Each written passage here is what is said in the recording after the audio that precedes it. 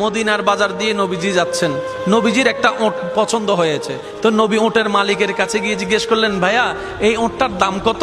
ওই দামাদামি হলো, নবী সে দামে কিনতে রাজি হলেন, কিন্তু নবীর কাছে তখন অর্থ ছিল না। তখন নবীজি ওনাকে বললেন, আপনি আমাকে ওটটা দেন, আমি এখনই গিয়ে আপনার সেই প্রাপ্যটা পাঠিয়ে দিচ্ছি। ওটের মালিক ওনাকে ওটটা দিয়ে দিলেন।